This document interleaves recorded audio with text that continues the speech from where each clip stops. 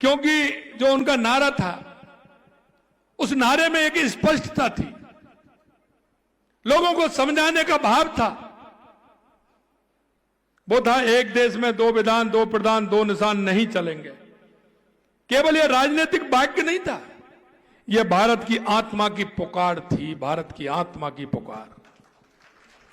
मित्रों, मैं कहना चाहता हूं, क्योंकि आपने देखा कि देश की आजादी के बाद देश के अंदर जिस तरह से जिन सूरवीरों ने, जिन बलिदानियों ने जिस कल्पना के साथ, जिस भाव के साथ देश की आजादी में जो हिस्सा लिया था, उन्होंने सपना जो देखा था, और सपना जब देखा था उन्होंने कहा कि हमारा देश कैसा होना चाहिए, निकल पड़े।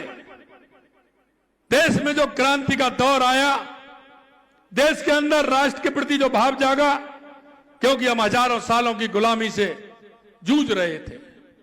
कभी हूण आए, कभी कुषाण आए, कभी इस्लाम आया, कभी अंग्रेज आए, लेकिन देश के अंदर जो इति थी, वो इति जिस तरह की थी, जिनके मन में भाव था कि आखिर ऐसा कब तक चलेगा।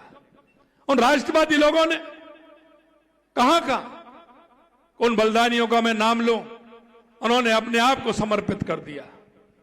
एक माता से पूछा कि मां, तेरे 3 बेटे हैं, तीनों बेटे इस मां भारती के लिए चले गए, आप इसमें क्या कहोगी? उस मां ने कहा कि मेरा चौथा बेटा भी होता तो मैं मां की बलवेदी पर चढ़ाने को तैयार हो जाता।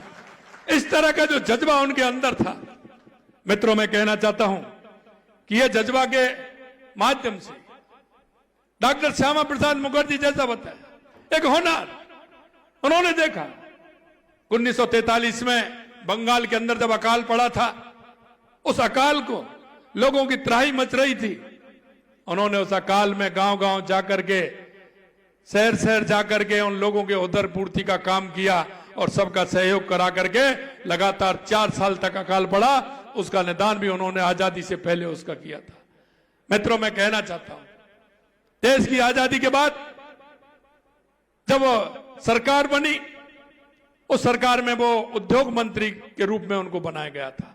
अंतरिम सरकार थी, पहली सरकार थी। लेकिन जब उनको लगा, क्योंकि वो कुलपति भी थे, उनके विचार हर जो बड़े उस समय के पेपर थे उनमें लिखे जाते थे, लोग उनको परसू करते थे, और परसू के बाद लोगों के जन जागरण की भावना जागृत होती थी कि आखिर आजादी के मायने क्या हैं। उन आजादी के मायनों को आगे बढ़ाने का काम डॉक्टर श्यामा प्रसाद मुखर्जी जी ने किया। लेकिन जब उनको लगा कि जिन मूल्यों को लेकर के आजादी की लड़ाई लड़ी गई थी और जिन मूल्यों को लेकर के हमको आजादी मिली है, यह दिशा इसकी बदल रही है। तुष्टीकरण के आधार पर, देश के 2 टुकड़ों के आधार पर उन्होंने कहा कि यह दृष्टि ठीक नहीं है। माननीय अध्यक्ष जी ने विस्तार से बताया कि कश्मीर के बारे में क्या हुआ। सिर्फ सरदार वल्लभ भाई पटेल ने देश को एक समागम में बांधा, अखंड देश करने का काम किया। अखंड भारत का निर्माण करने में उनका महत्वपूर्ण योगदान रहा। नेहरू जी को सिर्फ एक रियासत मिली थी और उसकी दुर्गति आज तक हमने झेली है। मित्रों, कहना चाहता हूं, इस भाव को देख करके उन्होंने कहा कि आवश्यकता है एक राजनीतिक दल की, राजनीतिक दल की आवश्यकता है। उन्होंने 10, 12, 15 लोग थे तो सिर्फ राष्ट्र के बारे में अपना चिंतन था, राष्ट्र आगे मेरा कैसे बढ़े इसका चिंतन था, आजादी का महत्व कैसे आगे आए, कैसे बढ़े उसका चिंतन था। ऐसे 8, 10, 15 ऐसे राष्ट्रवादी लोगों ने 21 अक्टूबर 1951 को जनसंघ की स्थापना की थी और एक विचार को लेकर के की थी कि हमारा विचार कैसा होना चाहिए। पूरब में बंगाल हो या पश्चिम, पंजाब, मध्य, हैदराबाद या उत्तर कश्मीर, भारत को खंड खंड बांटने का षड्यंत्र चल रहे थे। उस समय डॉक्टर श्यामा प्रसाद मुखर्जी ने अपना योगदान दिया। भारतवासियों की आत्माभिमान खंडित हो रहा था, एक खास वर्ग महिमा मंडित किया जा रहा था और भारत की बात करने वाला दंडित किया जा रहा था। जो उस तरह की बात करता था उसको दंडित किया जाता था। सिर्फ एक वर्ग की सुनी जा रही थी। उस समय उनको लगा कि अब इसका कोई तोड़ नहीं है, इसलिए उन्होंने एक राष्ट्रीय, ऐसे लोगों ने मिलकर के 21 अक्टूबर 1951 को जनसंघ की स्थापना की। मित्रों, मैं आपसे कहना चाहता हूं, तो स्थापना हुई। आज आपका परिवर्तित रूप आप देख रहे हैं। जो 10-15 लोगों की जो पार्टी थी, जो राष्ट्र को लेकर के उन्होंने गठन किया, आज खुशी है।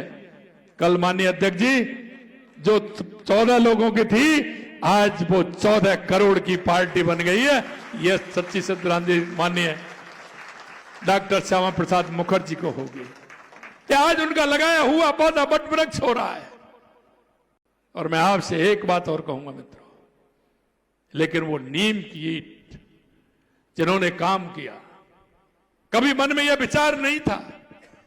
आज हम जिस परिदृश्य में राजनीति कर रहे हैं उसका मायना दूसरा है, लेकिन उस समय कोई यह भी नहीं सोच सकता था कि सांसद विधायक की तो बात छोड़िए, कोई पार्षद भी बन जाए।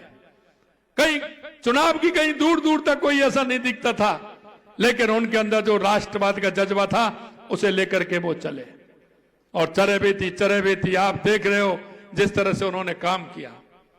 ये नारा एक हमारा सोपान बन गया था, जहां हुए बलिदान मुखर्जी वो कश्मीर हमारा है।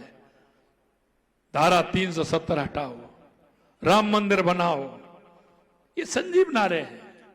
और मैं आपको कहना चाहता हूं, एक सबसे बड़ी बात अगर आप देखेंगे 1951 के बाद तक जितने भी राष्ट्रीय सम्मेलन हुए हैं उनमें प्रस्ताव पास हुए हैं, सबसे पहले उसमें धारा 370 का हुआ। धारा 370 का हुआ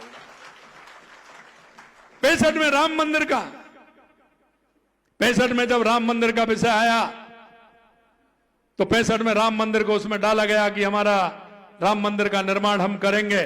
और उसके बाद अगर हमारा कोई भी अधिवेशन हुआ है, लगातार आप देखेंगे राष्ट्रीय लेवल से लेकर के जिला लेवल तक और मंडल अध्यक्ष तक हमारे जो प्रस्ताव आए हैं, उन सभी प्रस्तावों में क्यों हमने कभी छोड़ा नहीं। और हमें उम्मीद थी कि एक दिन वो आएगा, और हम सब उसके साक्षी बने। जो डॉक्टर श्यामा प्रसाद मुखर्जी ने कहा था, वो देश के यशस्वी प्रधानमंत्री नरेंद्र मोदी जी ने करके दिखाया। ये हमारी सफलता है।